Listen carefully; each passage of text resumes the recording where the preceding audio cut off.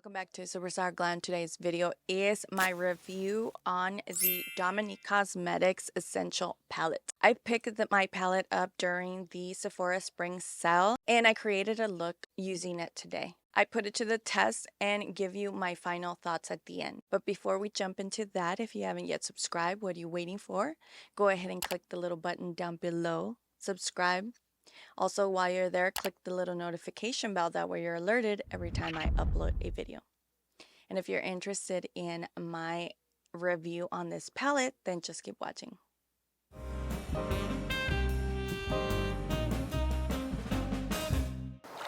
I already primed my eyes using the MAC Pro Longwear Paint Pot in Soft Ochre. It's always my go-to to prime my eye, and I only apply a small amount. So this is what the palette looks like. Very sleek looking. And this is the inside.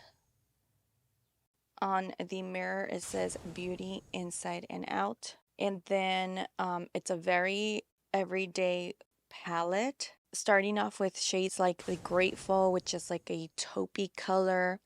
Pretty kind, a very cool tone, maybe champagne shimmery shade. Que Linda, it's a gold shimmer. Affirmation is like the bronzy gold. Confident looks more like a satin shimmer, not too shimmery. That's like a bronzy brown color. Me Amo is, I would call it more like a mauve tone. Compassion is like a neutral brown that would be perfect on the crease. Positivity is that a creamy matte like ivory. True Self is, I feel like a medium brown color. And then Fearless, which is the matte black. I have swatched these prior to me using it, and some of these shimmers do remind me a little bit of the formula from the Makeup by Mario palette. The shimmers that are in there, these are a little bit more pigmented. Makeup by Mario has a little bit more reflex shimmer to it. There's not that much pigment payoff, but the intensity, the amount of light that reflects on these shimmers are very similar to those of the Makeup by Mario palette. At this point, I do own two other palettes from Dominique Cosmetics, so I do know a little bit of what I could be expecting, but we'll see if the formula is similar, the same, or improved. So I'm going to go in with the shade Compassion and just throw it onto the crease. This color almost wants to pull a little like peachy on me, but it is a perfect crease color, not too light and not too dark. I like that so far it is a buildable formula, meaning they are pigmented, but you can build up to the intensity that you're looking for. I haven't created a halo eye in a while, and just based on the color palette, I think I can actually achieve that today using this palette. So I'm going to start building up the inner and the outer portion of the eye with the next colors. So I'm going to go in with True Self, and I'm using this little small fan brush from BH Cosmetics, and I'm going to start creating dimension in the inner and the outer portion. This is also a really good palette to consider doing a smoky eye in this palette. Just going back with the fluffy brush that I previously used and just going over the edges. Okay, using the same little fan brush, I'm going to go in with Fearless, the black shade, and I'm going to go in with little by little just in case there is some fallout. Okay, yeah, definitely very pigmented. A little goes a long way. No fallout, but it's very blendable. Super pigmented and very blendable for sure. Now I'm going to use a smaller detailed brush, and then I'm going to go back with a True Self to just help blend the black out. Okay, now I'm going to go back to Compassion with the fluffy brush, and this is just going to be what I use to clean the edges and melt everything together. And then if I need to go in with the darker shades, I can. So I just went back in to re-intensify the black, and then going back with True Self to blend that out and soften it. For more control, I'm going to wet my brush, and I'm going to start off with the color Grateful. I'm going to start applying this to the center of the eye. Right in the center of that, I'm going to apply the next shade that is definitely lighter just for the dimension. I'm using the same brush, and I'm also going to wet it. Yes, it's really pretty. To blend that out, I do want to bring in the shade called Confident just to add a little bit more warmth to this look, since it is starting to look a little more cool tone, gray tone. So I'm just adding it to this edge right here. I'm going to go back with the black shade just to bring back the intensity. It did kind of migrate to the bottom, so I'm basically going to do the same thing. Add the inner and the outer with the dark shades, build it up, and then I'll finish the rest of my face. Then we can discuss my opinion on this palette. Okay, so this is the completed look.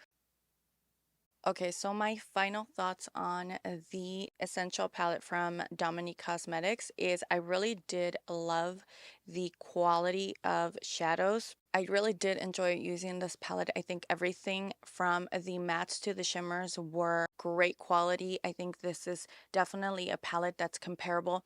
I mean, for the price point, this is a higher end brand, so it is more on the comparable side to all of the high-end brands like Makeup by Mario, Natasha Denona. Definitely not on the higher end as Natasha Denona, but I think the shimmers were something that I can compare to from the reflection of the shimmers and also the pigmentation. But comparing the palettes from previous palettes that I have obtained from Dominique Cosmetics, I do have one. This is the Celestial Thunder, and this was a palette that I think she created into a smaller version. I think she had like a larger version of it. When she started off, she did have this unique shape to the pans. Then she launched the Transition palette, which is an all matte palette. I feel that you can see and feel the difference in terms of the quality of shadows.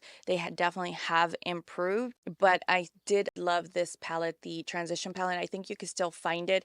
It is one of those palettes that I was able to create an entire look using this palette, and that's basically the purpose for this palette. This palette, the Transition palette, was that it was an all-in-one palette. You can use it for your brows, you can use it for your cheeks, your face, for contouring, like anything that you could need powders for, you could definitely use this. So this was like one kit type of palette. And the Essential palette, I feel like it was named properly. It is something that if you needed a all-in-one palette on the go to travel with or to take with you everywhere and have everything in it, is definitely this one. It's one of those things where when I review a lot of palettes, one of the things I always talk about is if it's going to be your one palette that you can take and travel with and have everything you're going to need to, it has to have everything from shimmers to a dark shade, dark enough to create dimension, and then also a light shade, a shade that's going to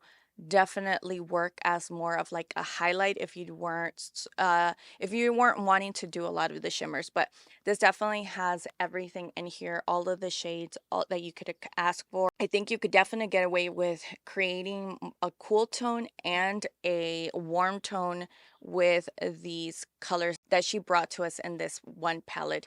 The black is really impressive, really black, but also very easy to work with. It almost reminds me for the intensity of one of the my favorite all-time black shades, which was from Makeup Geek. She had a black shadow that was just intense black but easy to work with. It wasn't messy, it didn't get all over the place, and it actually stayed really, really black. It didn't pull no gray tones. Like this is your black shade. And like I said, it was really, really easy to work with. It did not get messy, splotchy, or any of that. I didn't try the light shade in this palette, but from what I could swatch, it's a really nice, like bright light shade. You could pop in the brow bone, all over the lid, or even in the inner corner. It can definitely work for that. Like I said, compare this palette to her previous palettes. I feel like the quality of the shadows definitely improved. This palette I did pick up during the Sephora VIB spring sale, but it does retail for $49. I really did love this palette. I really did enjoy it. I feel like this is definitely a palette that I will be able to reach for and travel with. Everything from the shimmers were very good, very pigmented.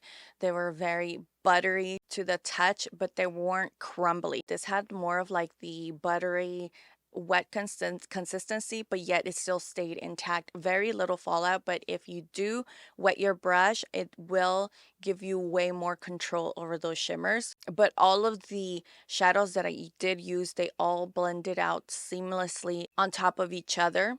So I would definitely recommend this palette. I think it is one of those palettes that if you are in the market for something for every day, this would definitely be it. I will link it down below if you're interested. If you enjoyed this video and this was helpful to you, then go ahead and give me a thumbs up. Subscribe if you haven't done so already. Let me know down in the comment section if you'll be picking up this palette.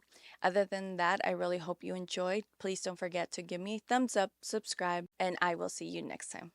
Bye.